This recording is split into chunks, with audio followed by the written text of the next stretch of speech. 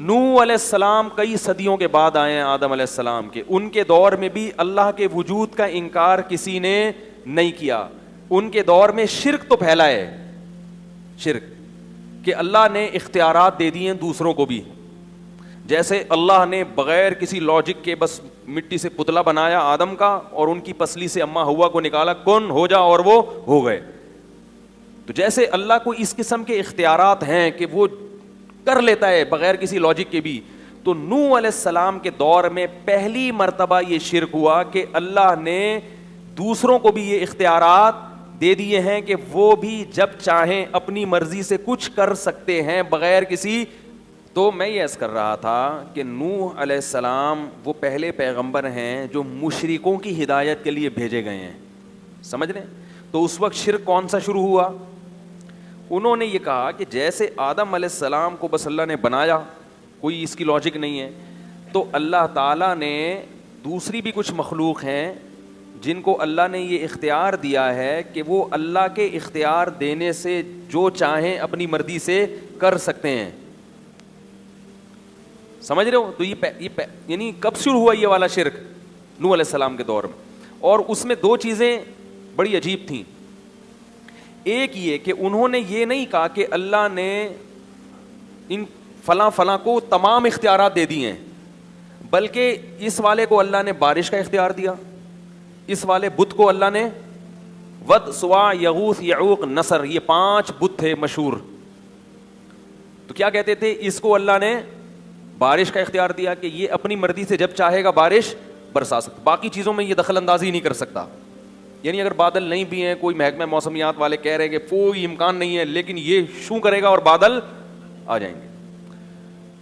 یہ بہت اہم مضمون ہے, اس کو اچھی طرح سمجھیں.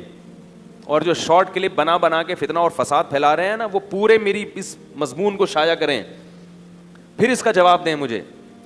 دوسرا, وہ کہتے تھے اولاد کا اس کو ہے, یہ فلاں والے کو ہے, یہ اولاد دلوا دے گا آپ کو, چاہے کوئی سائنٹیفک لاجک نہیں ہوگی اولاد کی, کوئی اس کے بھی اولاد کے جراثیم نہیں ہے, بیوی بھی بانج ہے, مگر یہ اس کے پاس جب جاؤ گے, اس سے دعا مانگو گے تو اولاد کیا ہو جائے گا؟ اولاد ہو جائے گی. اس لیے نہیں کہ اس کو اختیار ہے, بلکہ اللہ کے اختیار دینے سے اس کے پاس بھی اختیار آ گیا ہے. کیونکہ اتنی سینس ان میں بھی تھی کہ یہ پتھر کے بنے ہوئے بت یہ تو تھے ہی نہیں, یہ کیا کر سکتے ہیں, یہ تو ہم نے بنائے اپنے ہاتھوں سے. لیکن وہ یہ کہتے تھے کہ ان کو گاڈ گفٹڈ صلاحیتیں ان کے اندر. پھر ان پر جب اشکال ہوتا کہ یہ تو کچھ نہیں کر سکتے, تو کہتے یہ نہیں کر سکتے, مگر اللہ تو ان کو اختیار دے سکتا ہے نا بھائی, اللہ تو سب کچھ کر سکتا ہے, تو اللہ نے ان کو اختیارات دے دی ہیں. تو 5 بڑے بڑے بت تھے, ود, سوا, یغوث, یعوق اور نصر, جن کا قرآن میں تذکرہ ہے. اور آپ تفسیر کی کتابیں اٹھا کے دیکھیں.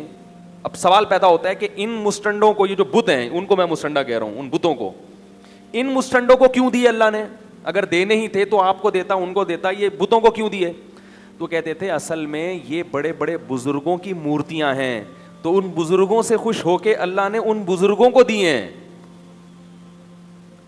اب اگر کہو ان بزرگوں کو کیوں دیے, تو آپ کہیں گے جب اللہ اپنی عطا سے کسی کو دے رہا ہے تو آپ کون ہوتے ہیں اس پہ پابندی لگانے والے. یہ میں اس لیے تمام چیزیں دہرا رہا ہوں کہ بالکل یہی سٹائل ہے آج شرک کو معاشرے میں پھیلانے کا, کہ اگر اللہ اپنے نبی کو کچھ اختیارات دینا چاہ رہا ہے تو ان وہابیوں کے پیٹ میں مروڑ کیوں ہوتا ہے؟ نہیں آ رہی بات سمجھ میں؟ ان لوگوں کو کیوں تکلیف ہو رہی ہے؟ بات آ رہی ہے سمجھ میں؟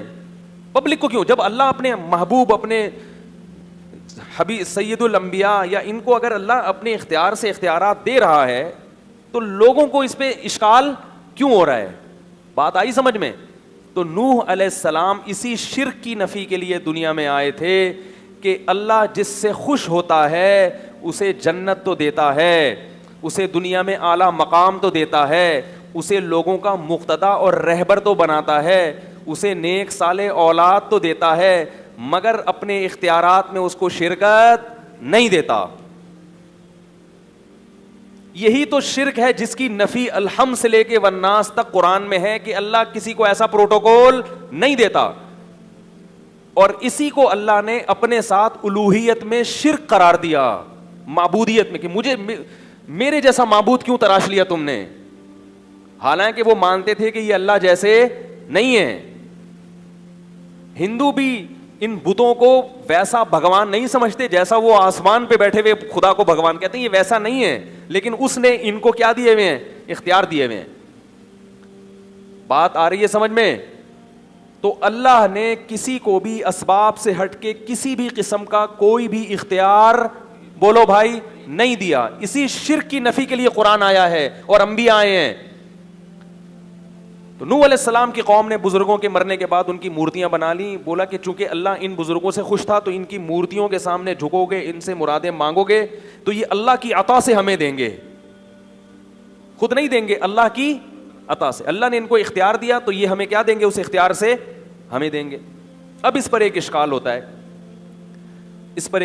ہے کہ ہم تو دیکھتے ہیں کہ بزرگوں اور پیغمبروں کے ہاتھ پہ بہت سی ایسی چیزیں صادر ہوئی ہیں جس کی کوئی سائنٹیفک لاجک نہیں ہے. کلمہ پڑھا رہا ہوں آپ لوگوں کو، میں لا الہ الا اللہ کا مطلب بیان کر رہا ہوں. ہمارے ہاں عقیدے پہ اکثر بیان ہوتا ہی نہیں ہے. تو بہت سے لوگ کہتے ہیں کہ بھئی دیکھو اللہ نے اختیارات تو دیے ہیں نا، موسیٰ علیہ السلام لاٹھی کو سانپ بنا دیتے تھے، اس کی کوئی لاجک ہے؟ ہمارے نبی صلی اللہ علیہ وسلم کے پاس مشرکین آئے، چاند کے 2 ٹکڑے کرو، آپ نے ایسے کیے اور 2 ٹکڑے کر دیے، کوئی لاجک ہے اس کی؟ اور پھر وہ چاند آپس میں جڑ بھی گئے. صحابہ پیاسے تھے، پانی میں آپ صلی اللہ علیہ وسلم نے ہاتھ ڈالا اور پانی ابلنا شروع ہو گیا. عیسیٰ علیہ السلام کہتے تھے مردے کو قم باذن اللہ، اللہ کے حکم سے کھلو جا. پنجابی میں کیا کہتے ہیں؟ کھلو جا، ہیں کھلو جا. تو آپ کہیں گے کہ حضرت عیسیٰ نے پنجابی میں تھوڑی کہا تھا، تو اردو میں بھی تو نہیں کہا تھا نا. وہ تو جو بھی کروں گا میں تو ترجمہ ہی کروں گا نا. اور عربی میں بھی نہیں کہا تھا، جو قرآن نے کہا نا قم باذن اللہ، تو عربی میں تھوڑی، ان کی تو عبرانی زبان تھی یا سریانی زبان تھی، اس میں کہا نا انہوں نے. تو کیا کہا؟ کھلو جا. یہ کھلو جا میں اس لیے کہہ رہا ہوں کہ پنجاب والے جب کسی کو آرڈر کرتے ہیں تو اسٹائل تھوڑا سا الگ سا ہوتا ہے، اس میں بندہ نہیں بھی کھڑا ہو رہا ہو تو کھڑا ہو ہی جائے گا. تو اس لیے مردہ اگر نہیں بھی چاہتا تھا نا کھڑا ہونا، وہ عیسیٰ علیہ السلام کا حکم سن کے کیا ہو جاتا تھا؟ کھڑا ہو جاتا. کیونکہ آپ بولو نا اٹھیے، اردو میں آپ کیا بولیں گے؟ اٹھیے، وہ نہیں اٹھے گا. اردو میں بڑی شائستگی ہے، آئیے جائیے، تبھی اردو میں کوئی کام ہوتا ہی نہیں ہے. ایک صاحب تھے، وہ ٹرک اڈا نہیں ہے، ٹرک اڈا، ٹرک اسٹینڈ جو ماڑی پور میں، وہاں انہوں نے آفس کھولا. اردو اسپیکنگ تھے، وہ آفس کھولا انہوں نے. میں ان کے پاس گیا تو وہ عجیب اسٹائل سے لوگوں سے بات کر رہے ہیں، ملازمین سے. تو میں نے کہا یار یہ کون سا اسٹائل ہے؟ کہہ رہے ہیں یار ان سے تمیز سے بات کرو تو کام. ان سے بولو نا یہ ڈبے اٹھا کے ٹرک پہ رکھ دیجئے، ٹرک لوڈ کرنا ہے، مال پنجاب جا رہا ہے، رکھیے. کوئی بھی ہلتا ہے، ان کو ٹھڈے مار مار کے. تو اللہ نے ہمارے ملک میں ہمیں مختلف قسم کی زبانیں دی ہیں، جب جس زبان سے کام اٹھانا ہو آپ وہ کام اٹھاؤ. تو جو شرافت سے نہ آ رہا ہو، شر اور آفت کا بولو کھڑے ہو جائیے، نہیں ہو رہا کھلو جا، ایک دم کھڑا ہوگا وہ. تو میں یہ عرض کر رہا تھا، ہر زبان میں ایک مٹھاس ہے. پنجاب کی زبان میں ایک الگ سی مٹھاس بھی ہے جو اردو میں نہیں ہے. بعض جملے پنجابی زبان کے اتنے مزے کے لگتے ہیں کہ وہ اردو میں مزہ ہی نہیں. میں کیونکہ پوری طور پر قدرت نہیں ہے اس لیے میں بیان نہیں کر سکتا، لیکن ان کی زبان میں نا بعض جملے ایسے ہیں جو اردو میں مزہ نہیں آتا. تو اردو کی الگ تہذیب ہے. خیر بات کہاں سے کہاں چلی گئی. تو عیسیٰ علیہ السلام مردے کو کیا کہتے تھے؟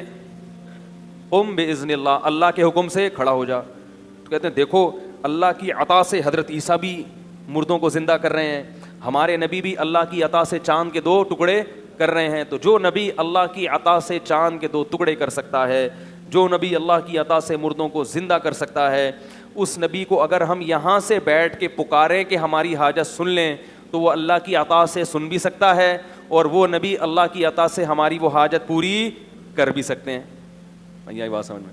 تو ہم اگر پکار رہے ہیں تو ہم اللہ کی عطا سے یہ تصور کر کے. تو اس لیے قرآن نے جو کہا ہے کہ غیر اللہ کو مت پکارو، تو اس سے وہ پکار مراد ہے جو اللہ کی عطا کے بغیر والی پکارو. یہ اشکال کر رہا ہوں کہ اس کو میرا نظریہ نہ سمجھ لیں، یہ اشکال کرتے ہیں لوگ. اس اشکال کا جواب یہ ہے کہ دیکھو ایک ہوتا ہے کسی کو اختیار دے دینا، ایک ہوتا ہے کسی کے ہاتھ سے کوئی کام کرا دینا. دونوں میں فرق ہے. دونوں میں کیا ہے؟ آپ لوگ حاضر ہیں نا اچھی طریقے سے. ایک ہوتا ہے کسی کے ہاتھ پہ کوئی کام صادر کر دینا، اور ایک ہوتا ہے کسی کو اس کا اختیار دے دینا. اختیار دینے کا مطلب کیا ہے؟ پانی کی جو سپلائی ہے یہ کس کے اختیار میں ہے؟ واٹر بورڈ والوں کے نا, وہ جب کھولیں گے نل تو پانی آئے گا, وہ بند کر دیں تو آپ قحط سے ہلاک. ملک کا جو وزیر اعظم ہے یا جو صدر ہے وہ واٹر بورڈ والوں سے محض کام نہیں لیتا, بلکہ باقاعدہ اس نے واٹر سپلائی کا ان کو اختیار دے دیا ہے. کیا میرے در پہ آنے کی ضرورت نہیں ہے؟ واٹر بورڈ کا ادارہ بنایا ہی اس لیے ہے کہ جس کو پانی کی ضرورت ہو وہاں جا کے دھرنا مارے, اسلام آباد میں آنے کی ضرورت نہیں ہے. وہ اگر کام نہ کریں پھر اس کی کمپلین کے لیے میرے پاس آؤ, لیکن پہلا اسٹیپ کون سا ہے؟ اس کا ہے. اس کو میں نے کیا کیا ہے؟ اختیار دیا ہے. یہ مطلب ہوتا ہے اختیار دینے کا. اور کام کرانے کا مطلب کیا ہوتا ہے؟ واٹر بورڈ والوں کے پاس آپ گئے, بولا بھائی پانی بند ہے اتنے عرصے سے, وال آپ کھول دیں. تو اس نے ایک ملازم کو بولا یار اس کو وال کھول ذرا. وال کھولنے کے اختیارات نہیں دیے کہ جب چاہو کھولو جب چاہو بند کر دو. ہاں ابھی وال کھولنے کا کام کس سے لیا جا رہا ہے؟ ملازم سے. تبھی آپ ملازم کے پاس نہیں آؤ گے, آپ ڈائریکٹ کس کے پاس جاؤ گے؟ واٹر بورڈ والوں کے پاس. اس کی اور آسان مثال دیتا ہوں کہ اختیار دینا کیا ہوتا ہے اور کام لینا کیا ہوتا ہے. دیکھو آپ لوگ جاتے ہیں نا اکثر کوئی ڈاکومنٹ تیار کرنے ہوتے ہیں اسٹیمپ پیپر, تو منشی صاحب کے پاس جاتے ہیں, وہ ڈی سی آفس کے باہر لوگ بیٹھے ہوئے ہوتے ہیں پیپر. آپ کیا کرتے ہیں؟ اب تو ٹائپنگ شروع ہو گئی, پہلے قلم سے لکھتے تھے. آپ کہتے ہیں بھائی میرا فلاں کے ساتھ لین دین ہے, اس کو کے ڈاکومنٹس تیار کرنے ہیں, آپ اس کو کیا کریں؟ لکھیں. تو آپ نے اس کو اختیار دیا کہ یہ چیز آپ لکھیں. وہ لکھتا خود نہیں ہے, قلم سے مدد لیتا ہے, وہ قلم کے ذریعے لکھتا ہے. تو اختیار کس کے پاس ہے لکھنے کا؟ رائٹر کے پاس, کاتب کے پاس. کام کس سے لے رہا ہے وہ؟ قلم سے. قلم کو اختیار نہیں دیا. اگر قلم کو اختیار دیا ہوتا تو آپ قلم کے پاس جا کے کہتے کہ لکھو, اور قلم خود اٹھ کے گھومنا شروع کر دیتا. قلم کاتب کے ہاتھ میں ایسا ہوتا ہے کہ اس کی اپنی کوئی حیثیت نہیں ہوتی. کاتب جدھر کو گھمائے گا قلم وہاں گھومے گا. اور اختیار کس کے پاس ہے؟ طاقت کس کے پاس ہے؟ کاتب کے پاس.